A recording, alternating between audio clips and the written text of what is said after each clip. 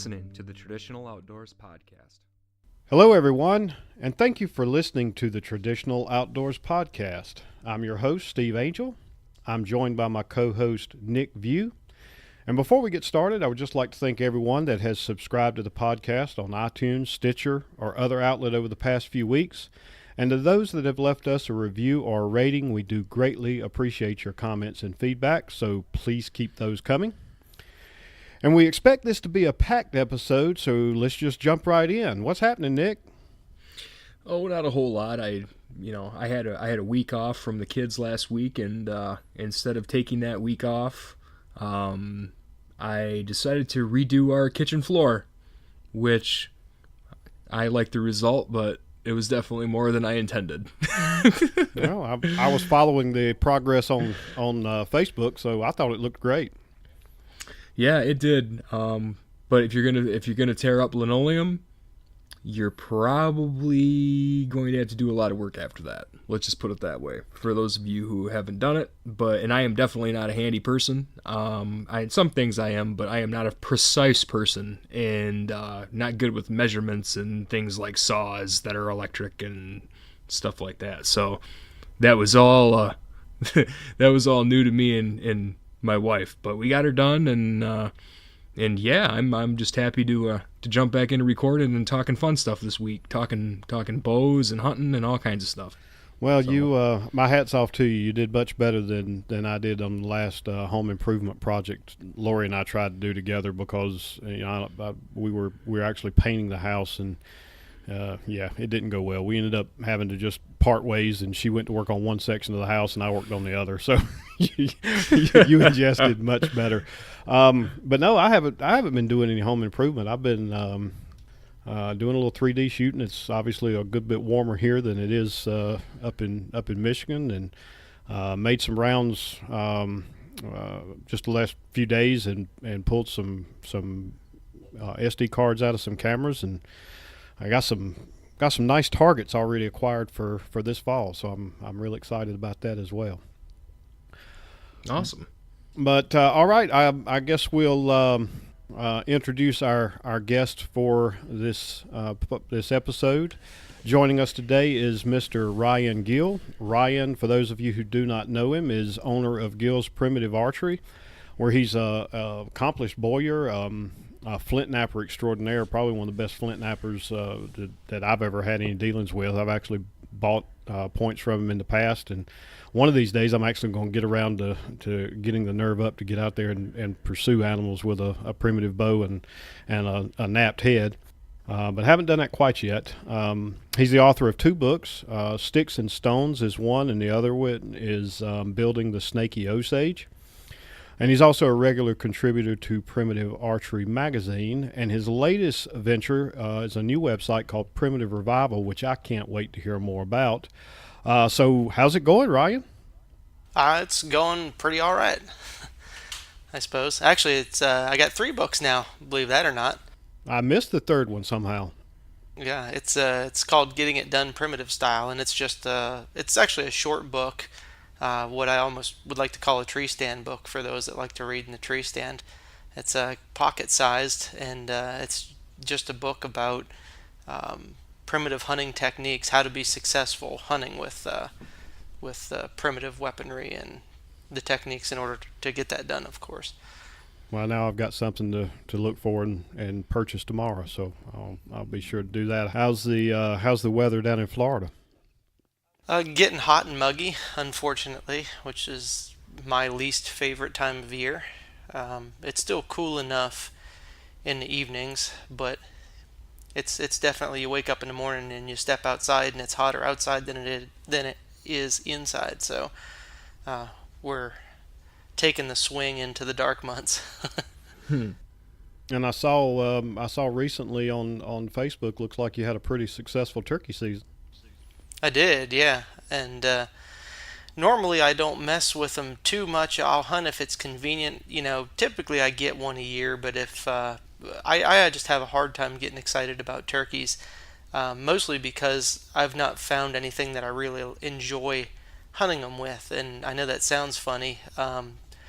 Obviously modern shotguns and whatnot are great for that, and I've done some hunting with some vintage shotguns. But you can only shoot so many with a pump shotgun before it gets kind of boring to you. And I always like to keep things exciting. And if you go all the way to the primitive side, hunting with a bow, it goes from relatively easy to about the most difficult thing possible, because obviously if I'm going to hunt with a primitive bow, I want to use stone points and no blinds and no modern camouflage. And while that stuff works really well on other game like deer and pigs, turkeys, it's just incredibly difficult to make it work. And I can go into more of that later if you want, but because that I could talk about that for probably 36 weeks at least. Um, but I got in with Tennessee Valley muzzleloading and got a 62 caliber, which is 20 gauge, Flintlock Fowler, and I got that as a kit. And the kit was definitely more involved than I expected it to be, but I really enjoy that. I love putting stuff together. I'm a builder for sure. I definitely wouldn't call myself a gun builder at this point in time, although it's pretty decent and it shoots good, shoots really good actually. But once I got that, it got me really excited about turkey hunting again. So that was something that I had lost over time, and now it's brought it back. And I'm sad that I'm actually tagged out in Florida. We're allowed to take two birds, and I've shot two already, and I mean it was plumb exciting, that's for sure. Man, I bet. We have our season starts up here pretty soon, but I haven't even gotten one with a pump shotgun yet. So, of course, I've kind of been just doing it with a bow from day one. You're right; it's super difficult. Especially, I like to, like you were saying, I like to do it the same way. I like to be on my feet and not using anything but natural cover and calling and moving and stuff like that. So, stone point. Stone point and primitive bows is a whole new level, and I love the way your muzzleloader looks. That thing's really cool, and I just actually watched your video just a little bit ago, and I love the way you built it. I mean, you did it. You do everything really old school. It's like old school tools and stuff like that, and I just think that's just a whole other level. Not only are you hunting with this stuff, but you're building it like an old traditional way too, and Yeah. that's really cool. And it actually that kind of segues us into our first question, or my first question for you. What drew you to primitive hunting and crafting your own gear, Ryan? What made you just kind of buck all the other trends and say, I'm doing it this way? It was kind of a natural progression from a child, from childhood experiences, I suppose. My dad, so there was never a defining moment. It was gradual. But from a very young age, my dad always thought it was really important to take me hunting and take me shooting, and he was really into bow hunting. And unfortunately, he wasn't very good at it, but boy, he loved it, and he loved traditional bows, bear bows actually. He has had a big bear bow collection, and we used to go to all kinds of primitive shoots, whatever, or sorry, not even primitive shoots, just traditional shoots, and even modern compound shoots, and we would just shoot traditional. And that was supposed to be more the fun aspect, but he always said, bow hunting's really, really tough. If you want to be serious about bow hunting, you need to shoot a compound, and but for fun, you can shoot traditional. And it's not that you can't shoot kill game with a traditional bow, but he wasn't overly successful at it. And Florida's a pretty tough place to hunt. But where it really started was when we went to the Traditional Bow Hunters of Florida tournament, and I was, I don't know, 8 or 9 years old, and I shot in the Cubs division, with the little kids, and he's like, well, don't be surprised if there's a lot of kids there that are better than you and you don't do well. And I'm even at a young age was very competitive, and ended up actually shooting second my first time going there, which then got me hooked, because I was like, well, I must be pretty good at this. But the biggest highlight to me from that was watching the guys that were shooting the primitive class. They were walking around with these gnarly looking primitive bows and brain tan quivers and natural turkey fletched arrows and all that kind of stuff.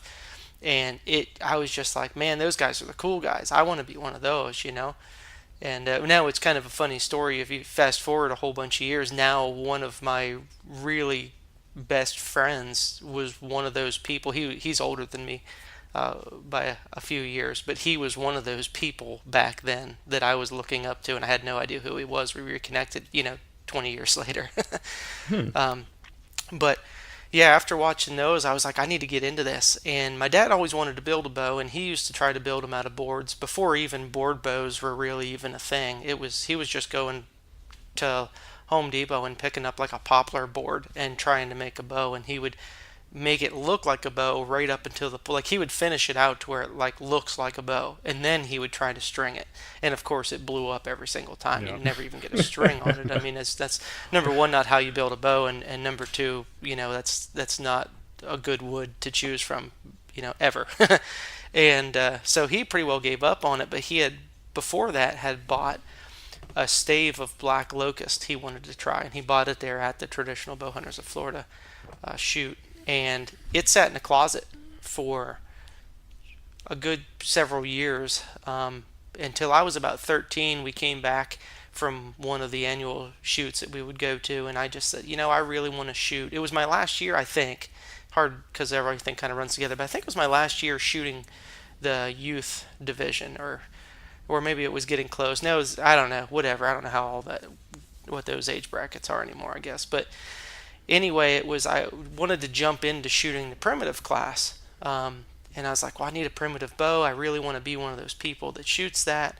And I was like, can I work on that stave that's in the closet, And he's like, yeah, I don't care. And this was over summer vacation, or spring break, actually. I think it was, actually, now when I think back, because it was after the spring shoot.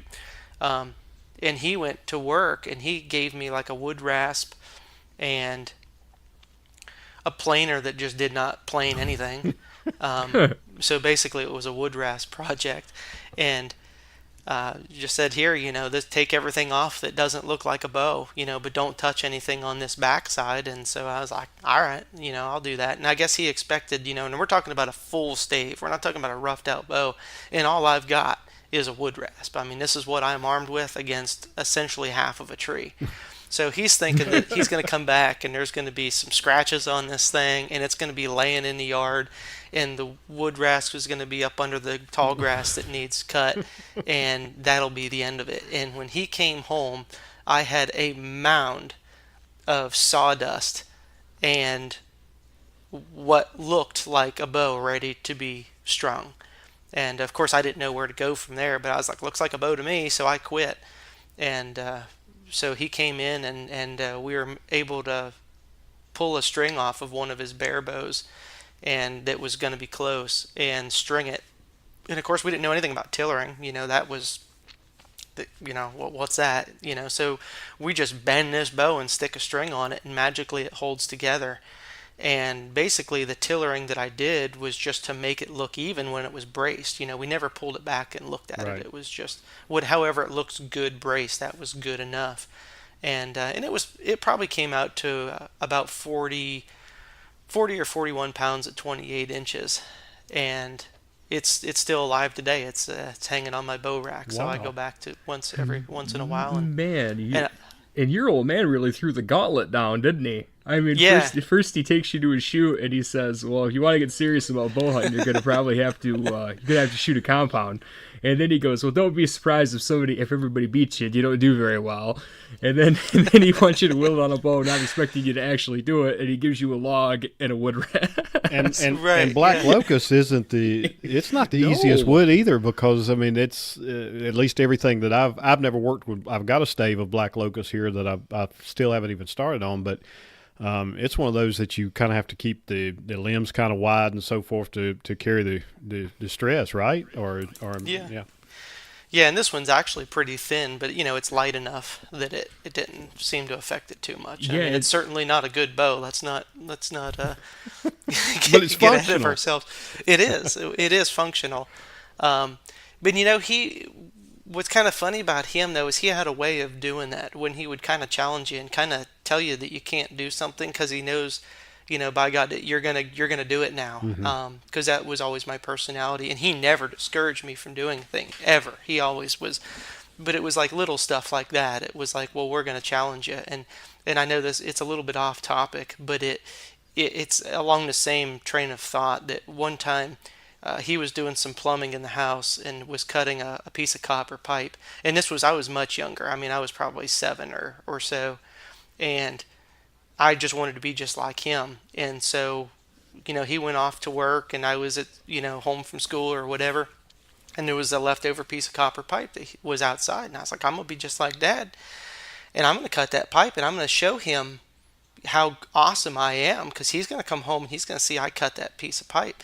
So I set that piece of pipe up and I went inside and got his really nice red-handled wood saw. And I went out and I sure enough, I cut that piece of pipe, and it probably took me hours. By the time it was all said and done, there wasn't much for teeth left on that saw.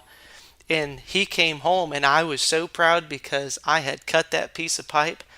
And he laughed and laughed and laughed. And he says, "Look at the saw, there's no teeth left on it." And he wasn't mad at all. He was just so happy that I went out and did that. He's like, I couldn't be mad about that whatsoever, And he used to tell that story all the time when we were growing up. But that's the way he was, he'd have let me go through 10 wood saws if it kept me active in doing stuff. And so that was always his thing.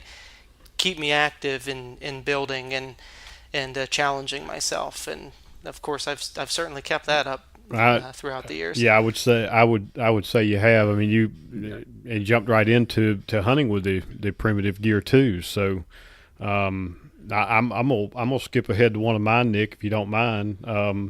Nope, you read my mind. Both Nick and I have. Well, I've been friends with you on Facebook a long time, and kind of followed the things that the hunting that I've seen you do.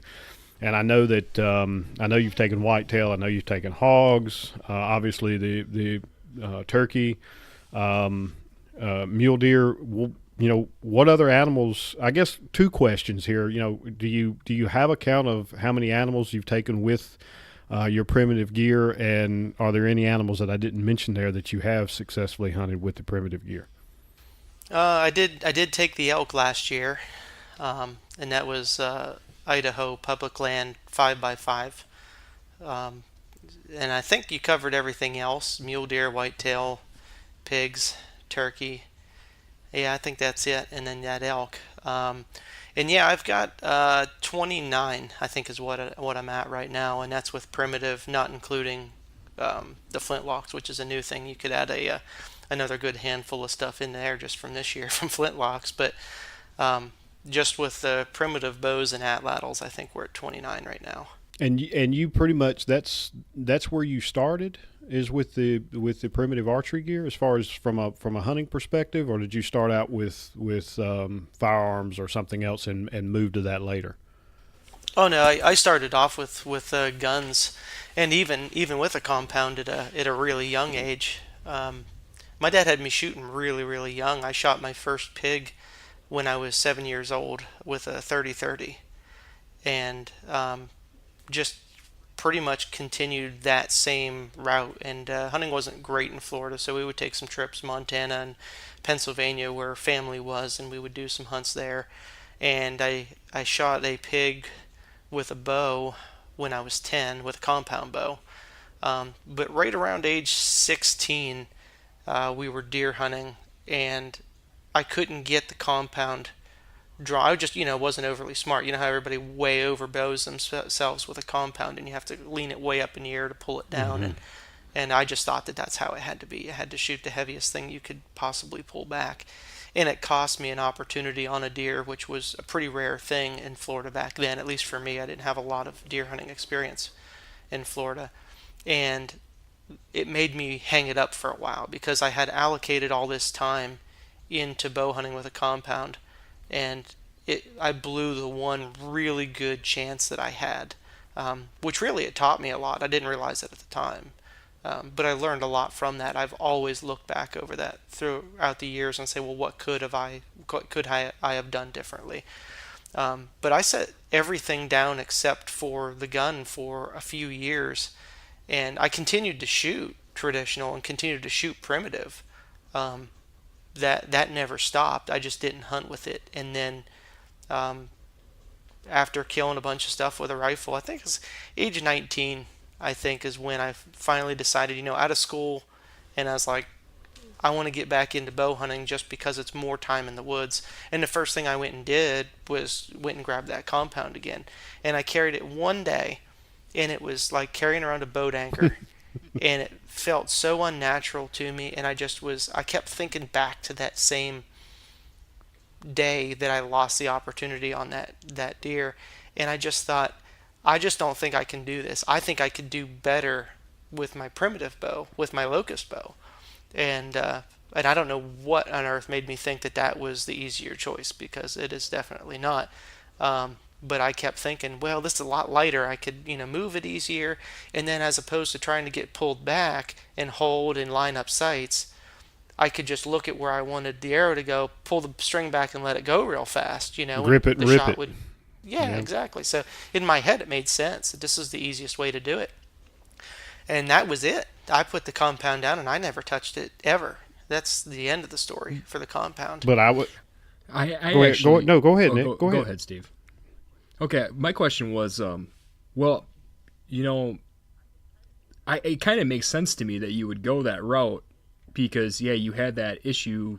You knew what the issue was and why you didn't get the deer the first time, so you thought, I'm going to go on the opposite end of the spectrum. But what's funny to me, and I wanted to ask you this, is I'm assuming ever since a very young age, you were shooting the traditional bow very well. You said you were shooting primitive and traditional, and you kept doing that even though you stopped hunting. So obviously you must have been pretty proficient with those weapons. What in your head made you think that you needed to go back to the compound in order to kill a deer effectively? You know how, like, when you're in school and you get in a fight with a kid, and I'm talking like elementary school, you get like in an argument and it turns into well, my dad can beat up your dad type of thing? Yeah. Yeah. Well, in my eyes, my dad was the best hunter that walked this earth. So throughout all those years, I kept thinking, if my dad can't do it, well, then there's absolutely no way that I could do it, because he's the one that taught me. He's 10 times the hunter that I am. And so that's what kept me from thinking that I could possibly do it. He didn't kill his first deer with a traditional bow until the very first year that I killed my first deer with a primitive bow.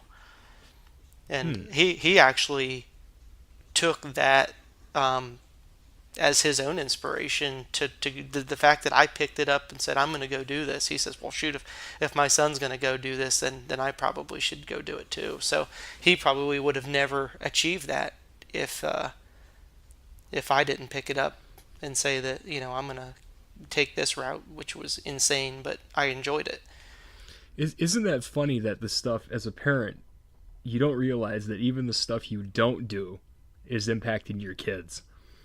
I mean, it's cool and it's scary at the same time. It is. It absolutely is. I really hope my kids aren't watching me that close, but I'm sure they are.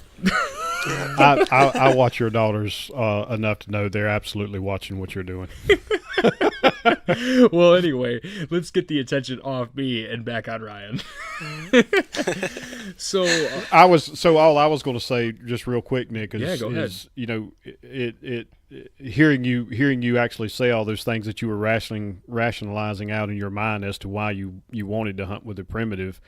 I mean, I was talking to I guess I was talking to Tom about this a couple of weeks ago, and we were kind of going through that same discussion a little bit, and that you're exactly right. When you start talking about the compound versus primitive bow or longbow or recurve, there are advantages and disadvantages to each one of those weapons, and to me it's a big advantage for me. My range is definitely shorter, but the fact that I can acquire a target and loose an arrow in a matter of seconds if I want to that's a big advantage, especially on something like a whitetail or and even feral hogs. Is those things never stand still. So anyway, I think it's very interesting that you picked that out at such a very early age and saw those as advantages when everybody else was probably going just the opposite way.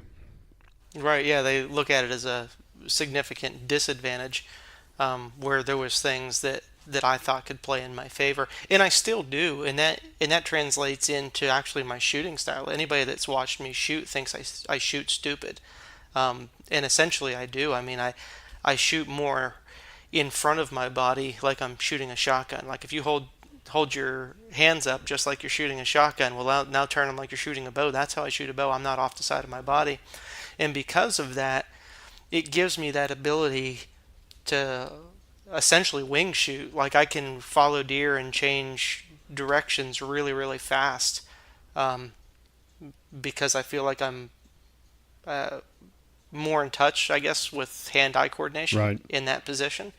And but the result of that is having a really short draw. Because if you imagine drawing right in front of yourself, it shortens your draw significantly. And so my draw is only like 22 inches, and that's just what I've always considered primitive people's native style draw, because you see a lot of that if you watch documentaries in other countries of people shooting. A lot of them do shoot like that. And there's some that do shoot off the side of their body and they pull the bow back really far, but not all of them. And so I've always looked at it like form archery is typically not your native style of shooting. And of course, my style of shooting lends itself well to self bows, especially when you're not very, when you, like in my younger years, wasn't good at making bows. So I could make a big long bow and you could draw 22 inches on it and it wouldn't break. Right. So it kept me encouraged. If I broke every bow that I ever made, I certainly wouldn't be doing what I was doing today. It's just all these series of events that make things, play out the way that they do. So are you compensating with a heavier weight bow then, I'm assuming? Yeah, that was all part of the learning curve, thinking that I was drawing much further. And my dad, for one, used to say, "Man, you got a lot of arrows sticking out of the end, and you're not pulling it back very far." And so then when I finally started not measuring how far I could pull it back, but started marking an arrow and then shooting it, and then having somebody watch and saying, "You're pulling only to here." And then, guys have this idea that, in the back of their mind, that their draw length somehow is a measure of their manhood.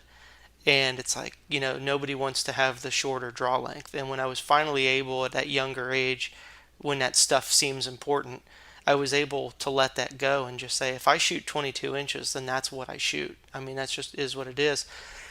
And when I was feeling like bows weren't heavy enough, they weren't shooting fast enough to shoot through animals with stone points, I started bumping up the weight. And because then I knew what the problem was. It's not that I wasn't shooting a heavy enough bow, I just wasn't drawing it back far enough. And it's not that I wasn't strong enough to do it, but it didn't feel natural to me. So I ended up starting to build my bows shorter, and specifically for a shorter draw. But then also with those shorter bows and that shorter draw also makes me really maneuverable. So I can shoot in some circumstances where other people can't. So that's kind of a good argument for um, short draw and short bows. Is it kind of lends itself to those up close encounters where you can't get away with necessarily a big long draw. Right, right, and I definitely agree with you. I think there is some of that that whole ego thing, but I would also say that at least people that I've talked to in the past, a lot of that that overdraw mentality of 28, 29, 30 inches is simply trying to eke as much speed out of a traditional bow as they can, transitioning from the compound world where everything's about speed, and getting it in their head that they're the 5 to 10 feet per second they're going to gain. It doesn't make any difference. but Right. Yeah. Mm-hmm. Yeah. And that's even something like that I'm doing with my bows now that I'm making. I mean, certainly the quality now has come up a long way since those early days. And almost everybody that I build bows for has a long draw, and they're shooting traditional style of shooting. Every now and then somebody, orders one at a low draw like me, and they're like, "Oh, I shoot just like you. It's perfect," and I'm like, "Good, I get to build kind of a bow for me," and then send it to them. Every other time I'm building something long, and then I have to unnaturally draw it far, to to test the bow and shoot it through a chronograph, know how it's doing. But you learn a lot by doing transitioning between those two things, that short draw and the long draw, and actually short drawing and having to make my personal bows faster to make up for my lack of draw length, has taught me a lot about making even the long bows even faster yet. And there's times that I really wish that I had a 28, 29 inch draw naturally, because man, I could be cooking, 180 feet per second on a primitive bow. Sure. But I'm basically settling for 160 to 165 feet per second on shorter bows. So But that's still a lot, though. Yeah. When considering a primitive bow, for sure. Sure it is. So is that why you're kind of transitioning? So I notice you're doing more with the Atlatl now, and you're doing some, like we said, with the black powder. You just got the kit and things like that. Are you just kind of, do you have the bow thing all figured out, and now you're kind of just in your nature? Are you kind of just transitioning into other things, or are you trying to broaden yourself? Or kind of like what's your mindset going into some of these new projects that I see you're working on? I would say it's a little bit of both. I do know that I have a handle on the bows and arrows. I mean, you never stop learning, but your learning curve stops being quite so steep after a while. So there's not a whole lot more of experimenting that a guy can do. You can refine a little bit better and better, but there's not a whole lot of other directions to take it. The Atlatl was another challenge, and I've always lived, with the idea that you have to challenge yourself and set goals. Otherwise, you quit. If it stops, and this may not be everybody, but it certainly is me. If I don't have anything to look forward to, or feel proud of myself for, I'll quit doing it altogether. Like people always say, "Oh, well, don't be a quitter." But I'm exactly that. Like if I'm not good at it, then I quit it. And I think it's because I know that there's a lot of things I am good at, so I put all my eggs in one basket in that. And then when I do that, then like I don't know where else to go from there. So I have to pick up either a whole new hobby. So to kind of, I guess, put that in perspective to an event. Last year was my 10th year since taking my first animal with a primitive bow. And actually, by the time I actually did take one, I got away from it back and forth, but I shot my first one at 23 years old was when I shot my first deer with a primitive bow. And which sounds like a long time, but it's actually about 2 weeks after I picked it up and said I'm actually going to do it. And because I know there was a big gap in there. There was a lot of race cars and dating and all that stuff that you do in your youth that archery oftentimes takes a back seat to. But anyway, so my goal when I first started this was after killing my first deer, was I wanted to kill at least one deer every year with my primitive bow. And in my mind, as long as I could kill them with rifles and everything else, still that didn't matter to me. I just wanted to be able to say I killed one. So if I could hunt an archery season and kill one deer, then for 10 years straight, then I felt like I was really going to be doing something, because that was a real challenge to me at that point in time. And my dad, when I used to stop at his house after hunting in the evenings, and he'd put on a pot of coffee and we'd sit and talk, and then before I'd go home. And so I came over his place one time and told him about that goal, and he says, well, that's a really tough one. I don't know, because he was never able to do anything close to that. And he says, but if there's anybody that can do it, I'm sure it's you. So he encouraged me to do it, and I did. And like I said, last year was I guess it wasn't this past season, but it was then the season before. That was the 10th year, and I had done it. I had killed at least one every year, and most years I killed 2 or 3 as I got better. So once I eclipsed that goal of saying it's actually been 10 years and every single season I've killed at least one, I found myself lost, and I was like, I don't really know what to do. And part of me was like, I don't think I could get any better. I could just keep killing deer, and it's not that I don't enjoy it, but maybe I won't do it so hard. I won't be so intense. Like, I'll just back off of it and maybe I'll start pursuing some other things. And I had no idea what that was going to be. Um, and then just woke up one morning and said, "No, I'm not done. I'm gonna take it to another level. Let's work on that atlatl. Let's see if I can't kill something with that. If I kill something with that would be like the ultimate. And then so I started that route, picked up the atlatl, started really tinkering with that, and basically engineering trial by error till I got something that I liked and that I could compare penetration wise with a bow.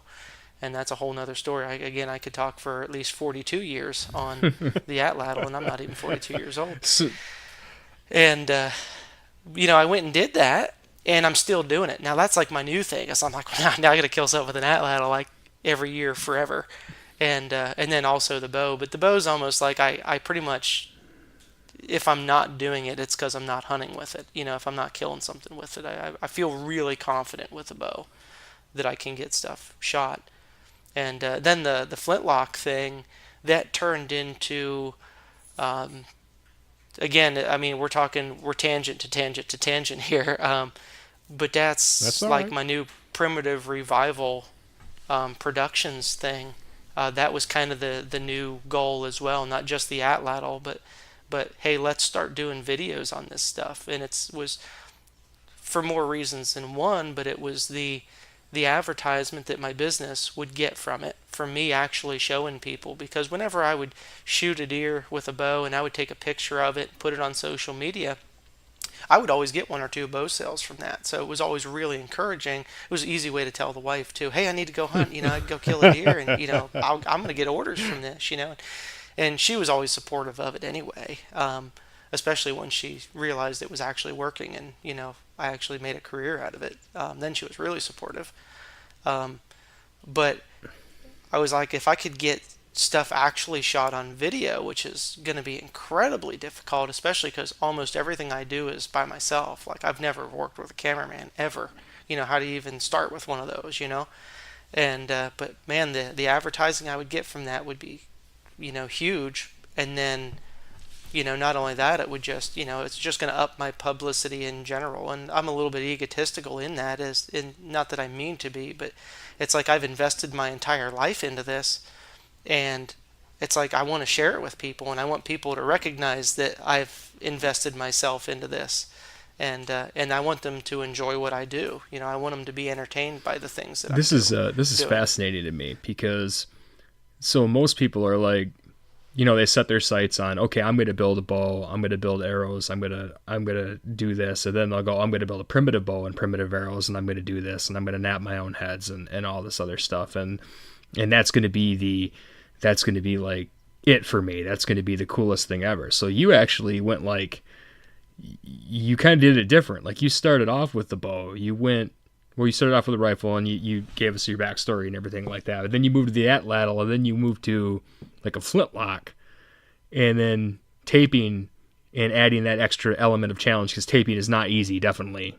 Like, I feel you there. So right. You actually, it's like you've almost come full circle, where you're like, I think I'm going to build a flintlock black powder gun, and I'm going to kill something with that, and that's going to be like it.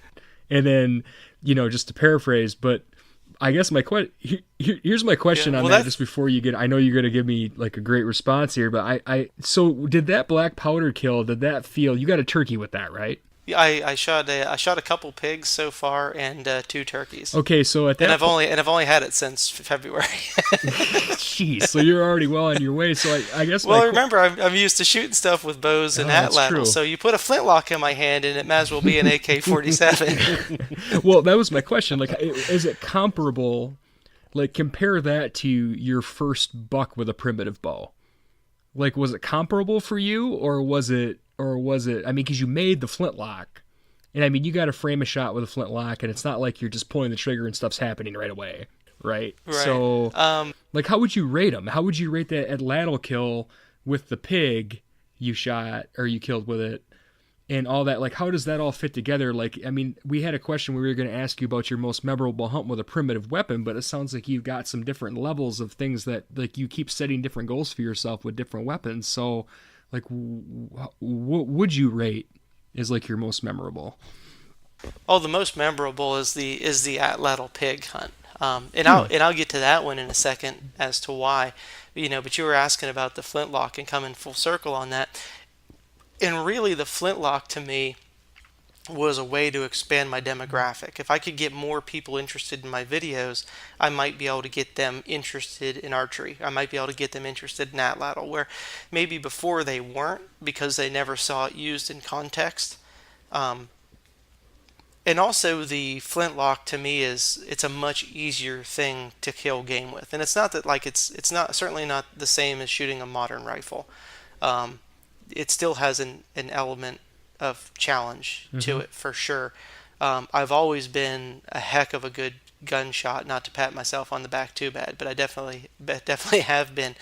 Um, and so picking up a flintlock, it turned into just an extension of my body at that point, and it actually was a whole lot easier for me to do that. Now I've done some guns in the past, some muzzleloaders, just like put cap lock kits together. Nothing that was as involved as this one. This one was much more involved, but I've got a big history. If you remember me talking about race cars and stuff, when I was younger, I've got a lot of metalworking history as well as the woodworking history. So I was equipped with everything I needed um, to put it together. So honestly, it didn't excite me as much as it would a normal person to do that. And actually, a lot of my friends were way more excited about it than I was. Like I was like, oh, I killed a pig with the flintlock, and they're like, oh, that's awesome. You built that gun yourself. And but in my eyes, I actually didn't. It was a kit. It's like I didn't make that barrel myself. I didn't make that lock from scratch. And I'm used to doing that. When we're talking about primitive archery and atlatl, I'm used to Sure. going in the woods and getting materials, rocks and sticks and stuff like that, and then coming home and making something and going and killing something with it. And then, now that's really intense. If I didn't make everything in it, and pulling the trigger on a flintlock at a pig at 25 yards is significantly easier than building an atlatl and killing a pig at 6 yards with the atlatl. I mean, that's night and day difference.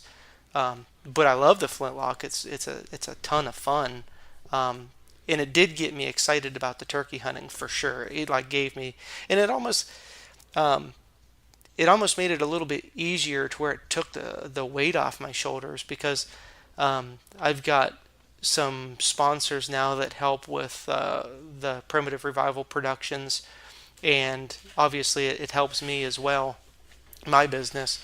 But I essentially promised everybody that I'm doing a 6 week series, a 6 episode series of hunts that I'm putting on, and I knew that I could use 2 flintlock videos, and those would be a lot easier for me to actually get the kill because we discussed how difficult it actually is to kill stuff on camera, let alone with primitive bows and arrows and even flintlocks. It's not an easy thing, but Sure. that's incredibly easy compared to a bow and arrow. So compare, my first kill with a flintlock to with a bow, and it's exciting, but it's not the wake up in the morning and think, did that really happen yesterday?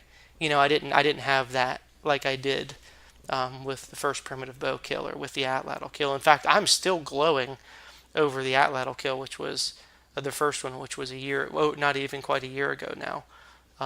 But now to touch on that was, I mean, nobody does that. I mean, hardly anybody, does Hmm. that kind of thing nowadays. And I mean, certainly mankind is around because of it. Um, but to create that stuff nowadays, that's a pretty difficult thing to do. And then most people that do it are doing it with doweled um, ash shafts and metal broadheads on the end and throwers that are cut out of lumber, and so they're kind of like a modern interpretation of an atlatl, which I was like, if I'm going to do the atlatl, I'm doing like for real primitive atlatl, like a stick thrower, um, River cane. river cane shafts, stone points. I would not put a steel point on an atlatl because at no point in history did they really have them. Compared to like Right. bows, they've evolved along where atlatls didn't. I'm sure in history there was metal used, at the very tail end. in some places, but not as a general rule. So to me, it was like, if I'm going to do the atlatl, I got to go all the way back. And nobody's done a video where you can actually see the animal get shot with the atlatl when they're using a stone point. So, and that was like my goal. I was like, I got to do this. I got to be the one that does this. And then we went out and did it, and it was almost. I hunted for a while. I wouldn't say it was. It certainly wasn't easy, but like when it finally all comes together, you're just like, man, that was so easy. It's like months later after all this work. It felt easy afterwards, but it certainly wasn't. But I'm still stoked about that. You were stoked in the video too. That was a trip to, and ladies and gentlemen, you have to watch this video. It's a great video, and what I love about it is that you just I mean, I've seen your other videos, and you're not somebody who like really gets in and like celebrates or anything, but you were so excited. I mean, you threw the fist haymaker in the air and then tried to get out of the way before the pig ran you over because you were like, oh God, this thing might come back at me. I just couldn't believe it's like you ambushed it. Like you heard it coming and you were standing there, and I'm like, where's this thing gonna come out? And it came out right in front of you, and it looks like within feet when this thing came out, and you were ready, and it's just something to see. I've never seen anything like it. I did not expect it to be that way. Most of the time when you Let's see anything that's atlatl related, there's a big pile of corn somewhere, and they're waiting for them to come in, and then when they come in, by the time they've thrown, because animals get so skittish over bait, by the time the guy's thrown, the pigs have already scattered, and they're throwing basically into a pile of pigs hoping that it works, and I never liked that idea of it. I always wanted to treat the atlatl just like a bow and say, at what point can I hit like a 6-inch circle? And if I can't hit a 6-inch circle pretty much every time, then I'm too far away, and I have to move it up. And that, of course, has put me in the 8 to 10 yard range.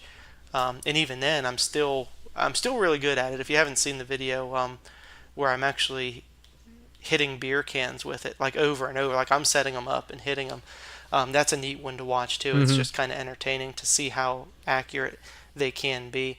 But even in that, I still have ones that are like, how did I even hit like 2 feet away from where I was looking?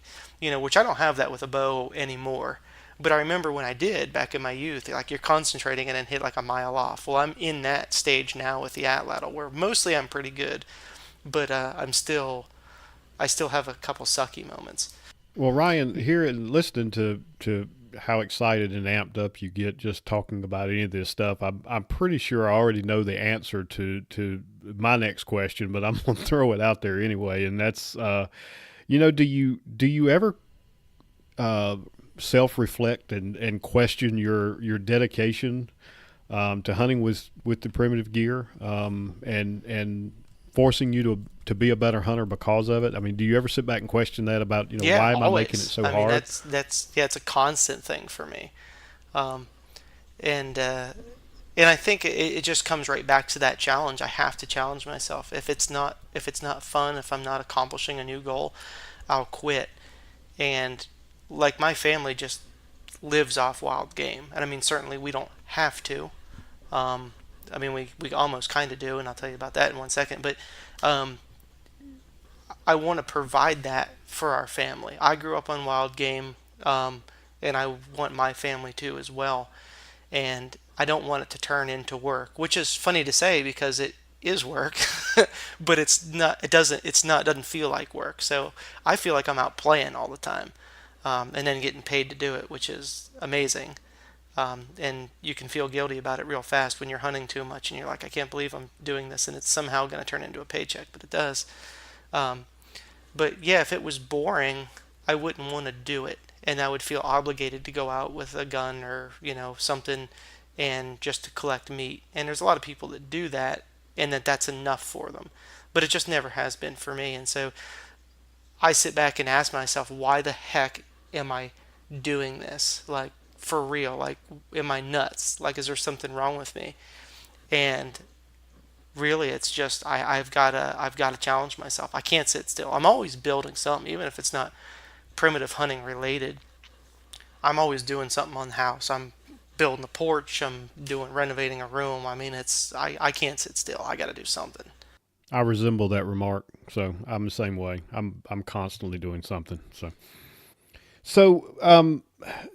Well, actually, before I move on, Ryan, you said you made the statement that there was a side reason with regards to Oh providing yeah, yeah. wild game for the family. My wife's actually survived cancer now 3 times, and they've got it early every time. She's not, which is we're really really grateful of. She goes in for screening because of family history, so she's not had to go through the chemo and stuff. But she's had operations every time.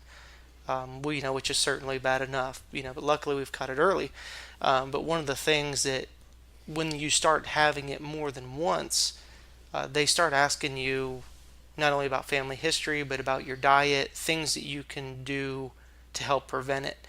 And so when the doctor found out that she didn't grow up eating wild game, um, but that she does now. Um, he said that that's anything that you can get that's not processed, that doesn't have any extra hormones, anything like that put into it, the better it's going to be. That cancer feeds off of those things. Sure.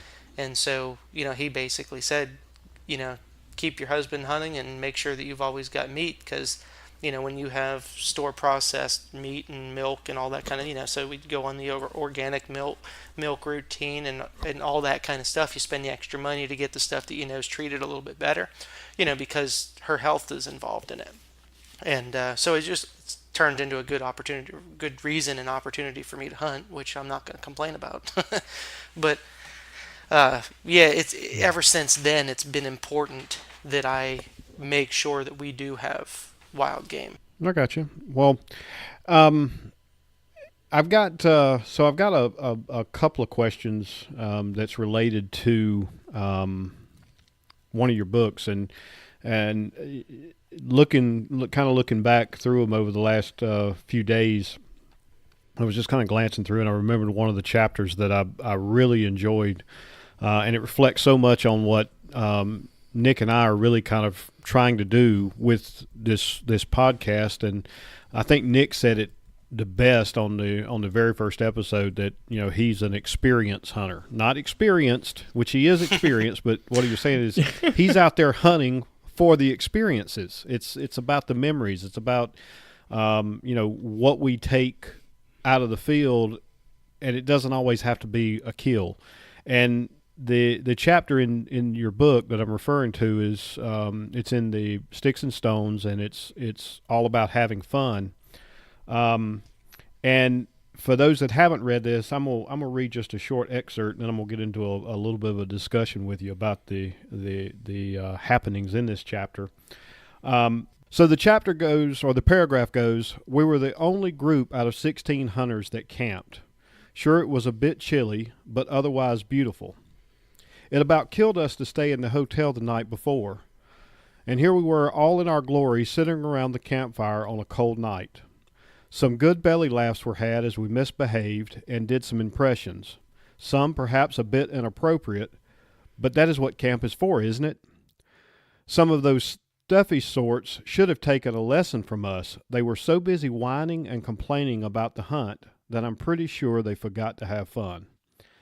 And Nick and I have definitely had our share of experiences hunting. Nick always says every time he hunts with me, it's going to rain. But that taking the fun or remembering the fun out of any situation, that's what it's all about. I mean, get out there and enjoy yourself. Do you remember much about that whole that hunt you were on when you wrote that, Ryan? Yeah, bits and pieces. I mean, there's been a lot that's happened since then, but of course I remember a lot about each hunt, especially one that was successful. That one I was successful in getting a pig. But yeah, I'm usually not willing to do hunts that involve a lot of people. But what we decided to try to do was we wanted to set up a hunt for the following year where we got a bunch of like friends together to do a pig hunt. And so I was going to call it the South Florida Boar Tour. And we were kind of scoping out places that we might want to hunt that could essentially house that many people. We wanted to make sure we had camping and you could have, a fire and all that kind of stuff, because as we bring a whole bunch of people in, we want to be able to enjoy that experience, because that's part of it. I don't want to go to a hotel room and then you spend hours sitting in there either during the heat of the day or at nighttime, and you lose touch with why you're there hunting. And so we went on this trip to a pretty large established place and say, okay, well, can we make this our own? And long story short, we did. But on this trip, we weren't hunting with anybody that we knew. Everybody that was there, like I believe you said there was 17 hunters, and I think that's right. It's usually 16 to 18, something like that. We were the only ones that were using anything traditional, except for one other guy that was there. And I actually talked to him for quite many years afterwards, just because you have something in common, you keep up with somebody.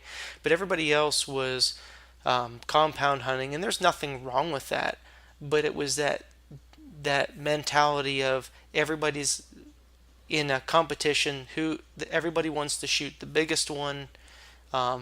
It's who's wearing more expensive camouflage that all matches, and everything's got to be, just so, like you see on TV. And then it's who gets the best tree stand. It's a huge competition. And when we showed up, I just said, I don't care about any of that stuff. I'm here to have fun. If people have somewhere in particular that they want to hunt, they can just do it. Put me wherever. If I'm hunting, obviously I want to see a game. I want to have a good opportunity. But just being there and enjoying the experience is the important part. And just let the chips fall where they may. And so before we actually went to do the hunt, they drive us all around to show us the property. And again, this stuff's kind of foreign to me, because usually I'm doing public land stuff or doing Right. we show up. So this is all kind of new to me. And I'm just like, well, it's kind of a new experience, but I'll sit along and enjoy it. And it kind of was, because they drive you around in a swamp buggy and show you all the stuff. And of course you see animals and as you're going along, because you're sitting up real high, so it's kind of neat. Well, as we're driving around, there's this one guy, and I couldn't tell you his name, but at every 2 seconds he would stop, and he'd have to stop the guy driving, and then asking questions. And it's not important questions, it's really silly stuff, and it doesn't even pertain to the moment. He's just asking questions in general, and it turns out to where he just starts being more disruptive. I don't even know if I said that right. No, it came out right. Yeah, it just sounded wrong to me. Than anything. And I think it was just he wanted the attention to be on him, and the only way he knew how was to stop the parade to make sure everybody was watching him. And so we ended up, by the time we actually got through with the whole drive and got back, we were all really late. It was getting really dark. And we all left. And one of the rules that they have at this place was that you're not allowed to shoot sows. You have to shoot boars, and that's so they can keep their population up. Right. Which stinks for somebody that's shooting primitive or traditional, because a lot of times your opportunities have to be a lot closer. Where compounds you can shoot them pretty far off, so you can be a little bit more selective. But the rules still applied to us. But this guy he did not like the rule, and he knew it going into it. I mean, it's not a secret. They don't blindside you with that. But he still wanted to contest it the entire time. Well, what happens if we do shoot it? Basically, he's saying, I'm going to shoot one if it comes in. I'm going to shoot a sow. What happens? And they're like, well, you're going to get fined, and then you have to go home. It's $100 extra fine, I think it was, or $200, I don't know. And then you're not allowed to continue the hunt, because otherwise you're allowed to take 2 boars. So shoot a sow, you have to pay a fine, and you're done, you go home. So in his eyes, he's kind of thinking, well, that's worth it to me. I'll just shoot one. Doesn't want to follow the rules, because it's sometimes how just people are. It's all about me, me, me, me, me. And so anyway, we all get back around camp. I ended up shooting a hog that night, and shot it with a stone point and brought it back in. So I was kind of feeling like the hero, showing up with a whole bunch of compound guys. And here I was with a really ugly looking stick shooting cane arrows with a stone point, and I bring back a boar, which happened to actually be the second biggest one. Not that mattered to me, but I just got a chuckle out of it, because some of them were upset. But here this guy that had been a problem, he was hunting with his son, and they ended up shooting a sow. and which wasn't a big surprise to me at all. And they said the sun shot it, and I'm still not sure about that. I'm not, and saying, well, the excuse was, well, and the son was 17, 18 years old. Like, he's old enough he can tell the difference.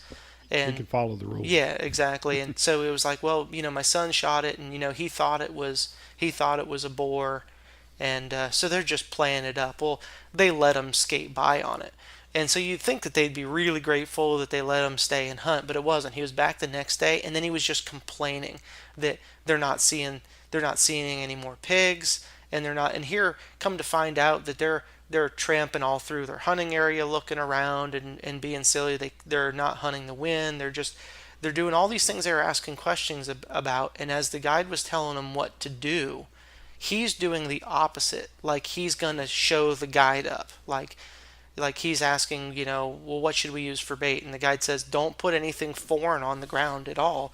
Let your feeder go off, and the pigs will come in. If there's anything weird there's a good chance they're going to up and leave because they're not used to it. So the guy goes and buys a bunch of oranges, I think it was. And I don't even know if I wrote about that, and it could have even been something else, but that's what comes in my mind. And he throws them out, and the pigs come in, realize something's odd, and then they run off. Well, then they blame, that the guides that they did it, that somehow they did it wrong, that the pigs are too spooky or something along those lines. So instead of enjoying a good weekend hunt with his son, right, and having the memories and experiences, it sounds like it was pretty much just a complaint fest. And it was, and no animal. Right, yeah. Well, they got the one sow. Their one sow, right. And like I said, they should have been really grateful for that. There's some people that didn't get anything on the hunt. That's how hunting goes. It was not a guaranteed hunt by any stretch of the imagination. But they couldn't even be happy with that. It was like complain all the way to the end. And it got, to where it would start sapping the fun out of it for you. Like, you can't go there and have a good time with your buddies. If, and it was just three of us that went together, me and Right. my buddy Dax and his son Aiden. And it started to get to where it was hard for us to have fun if he was around, because he would turn everything into either a competition or a complaint fest. And that's what that chapter was about. Was, yeah, we were doing a hunt that necessarily wasn't something that I was used to doing. I usually do a little bit more fair chase than that kind of thing. Not that that's not fair chase. I mean, it certainly was. It was just over a feeder, which isn't my wheelhouse. I like to spot and stalk, and that's just because I like to be active when I hunt. But we were able to make that trip fun anyway. Even if the hunting wasn't exactly like I wanted, it wasn't all about the hunt. It was the whole experience. It was being there and enjoying being in the woods, and the opportunity to kill something, to take meat home with you. And then, of course, you're building these memories. And the only thing I could ever figure is these people, all they did was build bad memories. And it could have been a great time. I mean, they got a pig, and I just don't understand how you could go through and pay money and do a hunt and do nothing but make bad memories to reflect on, especially with your kid. I mean, you should be just enjoying every second that you get. And unfortunately, it's not that way for everybody, but I certainly think it should be. And I wholeheartedly agree with you. Me too. Nick, you got anything you want to wrap up with? Actually, Ryan, I do have one more question for you. And I noticed that you like to do your field dressing with primitive tools too. I think that's really interesting. So what made you decide to do that? The field dressing with primitive tools, it's not something I do all the time. Part of, especially what I'm doing in videos. Now, there's a couple different, again, levels to this. Now, the very first deer that I ever killed with a stone point, I had it in my head that I had to process that with a stone knife, because it would complete that journey for me. So I did that. But nowadays, when I do it, the way the primitive revival videos go is I like to try to keep it in context for the most part. I mean, there's always going to be some aspects that aren't. It's not like a true recreation. But one of the phrases that I use is entertainment, education, and inspiration. and it's experimental archaeology through practical application. And so I want to actually use tools on animals like knives in different forms to not only educate people as to how they do, and then of course they find that entertaining, but to almost disprove some stuff as well, where a lot of folks think that a big stone knife with an antler handle is something that you're going to be using, for skinning, when it's actually not. Um, a single broken flake is going to be the sharpest thing that you can get. And I showed that in that Atlatl video. So after I killed the pig with the Atlatl and we, trailed it and got it, then I took an obsidian, just a flake, and off of a spall, and used that to skin it. And I mean, so much more efficient than one of the pretty stone knives. And I make a lot of, stone knives to sell. And they do serve a purpose. They're great for saws and scrapers and some cutting to a degree. But those sharp flakes are actually your real primitive man's knives. And kind of like we would use like a razor knife today. Yeah. And when you're done with it and it's dull, you just throw it away, as opposed to a knapped knife you'd resharpen. But like these single flakes, you knock them off and then you use them. And once the edge is gone, and the edges actually hold up really, really well as long as you don't hit bone. But if you ring around bone and joints and stuff and you destroy them, then you throw them on the ground and then you make a new one. So, those are actually artifacts that a lot of people overlook. When they're walking around and they actually find artifacts, they just think it's a flake, but in many cases they were actually used as knives because they used all of what they had. It was a resource to them. So, and that was what I wanted. Not a lot of waste. Yeah. Yeah, and that went through that hide like butter. Oh yeah, I was shocked at how sharp that was. Yeah, it's way sharper than a knapped knife. But you can't really make, and I mean you can. It's a different style of point, but it's not strong. A single knocked off flake does not make a good arrow point. Simply because they typically have a little bit of curve to them and they're very thin, and so on impact they tend to shatter. There are some European instances where those are used, and that's a little bit different technique in making them, and that's not really my wheelhouse. But of course that is something I'm going to have to touch on at some point because I think it's important. And then there's also like the Mesolithic type stuff, which is basically like a wood foreshaft that has grooves cut in the side, and then they line a whole bunch of these little tiny sharp flakes up on the side too. So those, and then but your normal American arrowheads that you're talking about in Atlatl heads are bifaced points, and in order to get those sharp, then obviously it's not a single knocked off flake, which is actually the sharpest thing you can get. But then you can't shoot something, again, like I said, because of the curvature to it and whatnot. So you have to biface it to make the correct shape so it won't break, and so it will penetrate better. And then, of course, the sharpening process on sharpening stone points is a little bit involved as well, which is something that I specialize in because I'm so adamant about doing it and doing it well.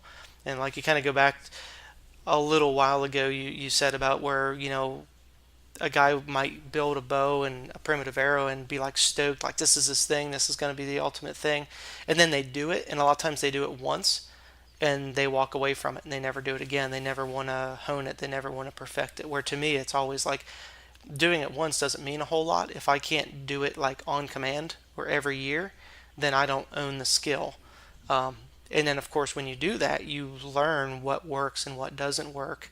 And I mean, I've come a long way from the points that I first started trying to shoot deer with, and actually bounced stone arrowheads off of deer because they were not sharp enough to even penetrate the hide.